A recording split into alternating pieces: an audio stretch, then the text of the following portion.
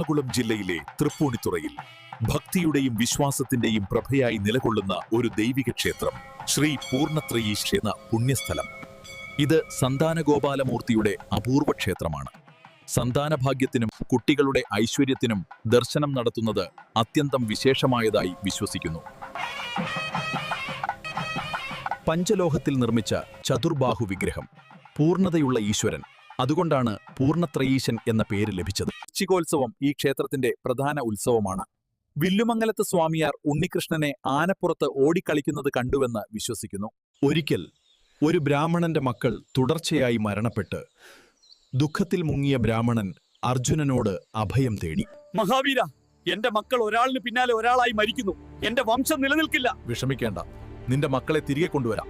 എന്നാൽ അർജുനൻ അതിന് സാധിച്ചില്ല. തന്റെ വാക്ക് പാലിക്കാൻ കഴിയാതിരുന്ന അർജുനൻ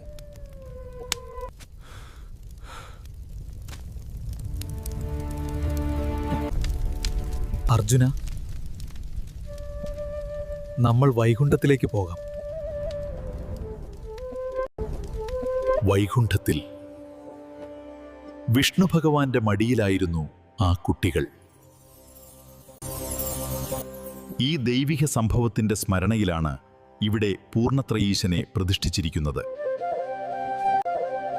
1921 തീപിടുത്തത്തിന് ശേഷം ക്ഷേത്രം വീണ്ടും പുനർനിർമ്മിക്കപ്പെട്ടു. വിശ്വാസം ഒരിക്കലും നശിക്കില്ല.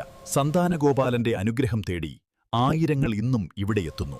ഭക്തി സത്യമായാൽ അനുഗ്രഹം ഉറപ്പ്.